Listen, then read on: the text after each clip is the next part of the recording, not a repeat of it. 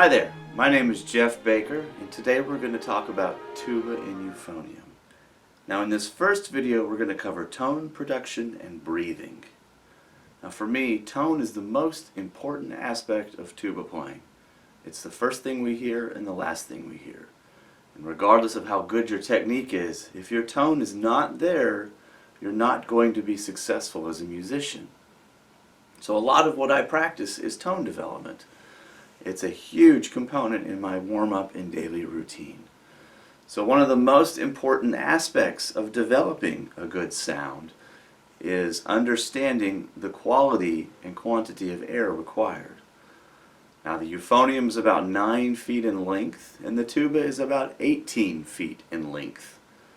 And these require a significant amount of air. And you may think you just kind of blow as hard as you can into these instruments, and that is definitely not the approach we want to take. I like to use slow, warm air, kind of like the air you would use to fog up a mirror. Think when you play the tuba or the euphonium. If you use fast air, like you're blowing out candles on a birthday cake,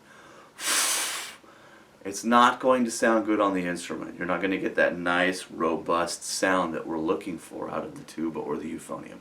So the most important thing is slow, warm air at all times. So even if your band director says, use more air, just think hotter, stickier air, and that'll keep the sound big and warm.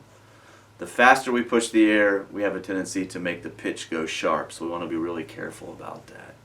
So we have the quality of our air figured out. Warm, thick air. Now, if you're driving a car, you would not drive until you run out of gas and then try to find a gas station.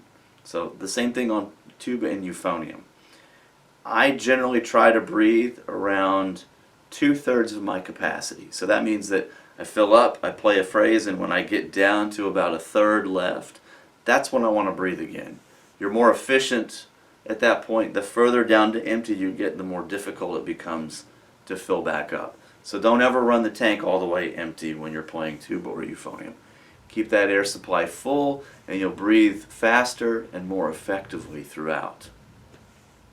So one of the other things that we can do to improve tone production is buzzing. And I tend to do more buzzing with younger players, and then I kind of taper off of it as they get older. But generally the way I teach is the pitches in your ear, the pitches that you hear when you sing, the part of your brain that tells you how to sing those pitches is the same part of your brain that tells you what pitch to play. So the more we can think about singing through the instrument or even singing through the mouthpiece, the better we're going to be at the instrument. It's all about ears. So generally, when I first start out, I like to have the students maybe just buzz an F. And if you can't do this on just a mouthpiece, it's okay. I'd recommend getting a little piece of plastic tubing like this. This is 3/4 inch in diameter. You can buy this at Home Depot or Lowe's or any hardware store. And it's about 6 inches long. And so I'm just sticking it over the end of my tuba mouthpiece. And this gives me a little bit more resistance, which makes it easier to buzz. Now as we do this on the mouthpiece, be thinking about keeping the bottom jaw slightly lowered and, if anything, slightly tilted forward. So there's just a subtle bit of an underbite. Just a little bit, not much.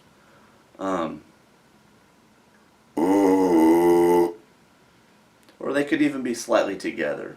So it just kind of depends on how that naturally feels on your face. But we don't want to do anything that feels too uncomfortable, because you're probably going to create tension in your sound by doing that. So generally what I like to do is I like to explain how we get from high pitches to low pitches on the tuba. And the way we do that is we alter our embouchure. We kind of pivot in and out, and we adjust the airstream a little bit. And the easiest way to demonstrate that is on the mouthpiece by doing sirens. So I start low,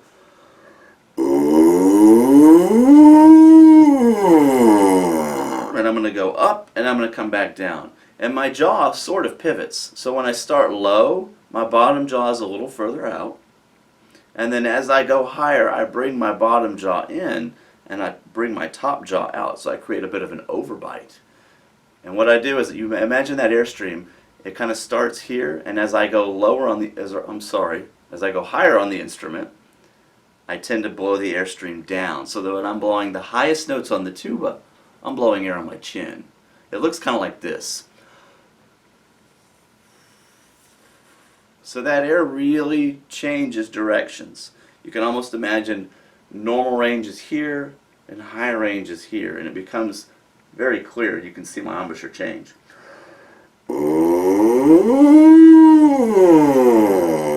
So I like to do these sirens, and it really shows you the range of the instrument, and none of this should feel super tense. So if you can't get very high right now, it's totally okay.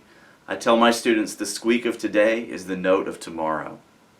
Okay, once you feel like you can kind of do these sirens, I like to buzz songs, and I like to buzz really easy songs. I don't do long tones or lip slurs on the mouthpiece unless there's something I'm trying to address. But I do buzz songs. So maybe Camptown Races, Yankee Doodle, Old MacDonald Had a Farm, Hot Cross Buns, those tunes that are in the Essential Elements books, tunes that you learned in elementary school, things that you don't need sheet music for. Could be Twinkle Twinkle Little Star. So I'm going to do Old MacDonald Had a Farm because that's the one that popped in my head right now. And I would say do it at a nice normal pace, do it in a comfortable register, but really try to make it sound like the song. And you may need Tonal Energy or another app on your phone to help find these pitches, and that's totally okay. But just make it easy and make it fun.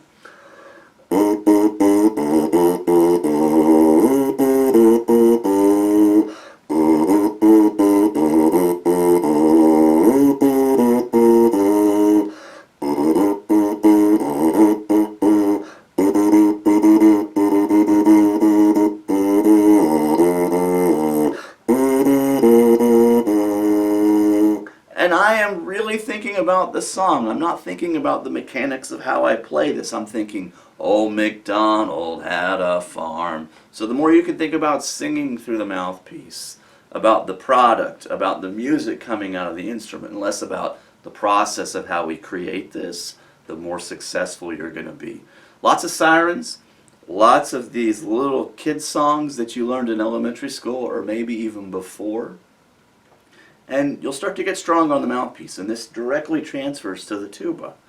Now, one thing to think about in all of this is I'm keeping the tongue down. The tongue is out of the way, the throat is open. I'm trying to keep the airstream as wide open as it can possibly be. Anything that interrupts the airstream, whether it's my tongue or my throat or my teeth being too close together, that's going to cause a disturbance in the airstream, and that's going to come through on the tuba. So if you blow air through your teeth, you're going to get that swishy kind of sound to come out of the instrument as well. So when you keep the teeth apart, if your tongue is sticking up in your mouth, you're going to hear that in the tuba playing as well. So we want the air to be unencumbered basically from the lungs to the mouthpiece, and then the lips just get in the way, and that's what creates the vibration. Keep that tongue down, keep the air nice and warm and relaxed. And all of this should be nice and easy and nice and pretty. And it'll take some time. But again, if you feel like you're forcing, if you feel like you're pressing your face on the mouthpiece, if you feel tension in your jaw, just kind of stop and take a break, take a deep breath, and try it again, being just a little bit more relaxed. Now, let's talk about posture. So, I'm going to turn the chair sideways here. And the thing to remember about posture is we want to make sure that we bring the instrument to us. We don't ever want to move towards the instrument. So on tuba, I generally encourage students to sit at the front of the chair, kind of like I'm doing right now, and you want your back to be nice and straight. And if you're sitting on the edge of the chair with your back straight, you should feel a little bit of pressure on your sit bones. There are these two little bones at the bottom, and they kind of push into the chair. And that'll kind of ensure that your back is nice and straight. You want to roll your shoulders back just a little bit. You don't need to pull them back, but you want them rolled back. And you want your head straight. You don't want to look up. You don't want to look down. You want it to be nice and relaxed. Again, tension kills sound. Now, you need to bring the tuba to you. And if you can't do that sitting like this, then you're going to need an aid. That could be a tuba stand. When I was in 6th grade, I sat on a phone book. There's a lot of options for this. Now for you euphonium players, it's a little more interesting. What I would suggest is all of the same things. We want to keep our back straight. We want to bring the instrument to us. But because the euphonium is shorter, that means you probably are going to have to hold the instrument. And the euphonium is kind of heavy. And so I have students at the university that I teach at. What we do is we will wrap up a towel and put it on our lap and then rest the euphonium on that. A lot of what we'll do too is I'll make them stand during lessons so they can develop the arm strength to really hold the instrument. But in general, the most important thing is you don't want to slouch over to the instrument, and that's very easy to do on the euphonium. So if you need to put a towel underneath your horn, that's totally okay. But we want to have that horn brought up to us. And then one final thought about posture is you want the mouthpiece to be slightly angled up. If it's pointing straight at you, it's not going to conform quite as well with your face, especially if you think about the way your embouchure is going to be set up. So generally we like that mouthpiece to have just a very subtle rise to it. Not much, but just a little bit can be very helpful.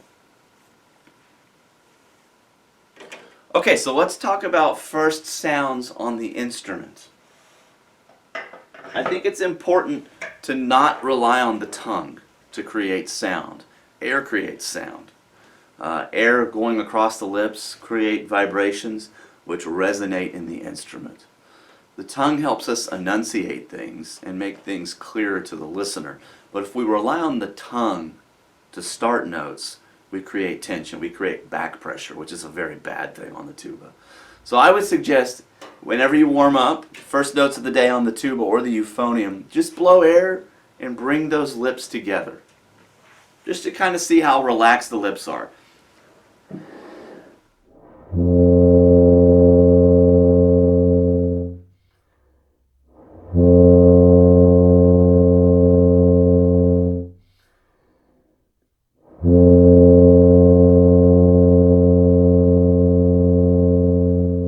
No tongue, just blowing air, just see what happens with the lips. Nice and relaxed. And then I might start to begin doing some long tones or some lip slurs. I think those are probably the two most important things that we can do. And you probably have a Remington long tone exercise that you already play. So when we do that, just think nice steady inhales, nice steady exhales. I always say ho when I breathe or whoa when I breathe. That O syllable, it drops the jaw and it opens the throat. So I always think, and if there's bass in the breath, then it's going to be a good breath. If there's any kind of treble or tension, there's something closed off and it's going to be more difficult to breathe. So nice warm inhale, nice warm exhale. Long tones and lip slurs are some of the best things you can do to develop tone. And just remember to have great breaths and you'll have great music.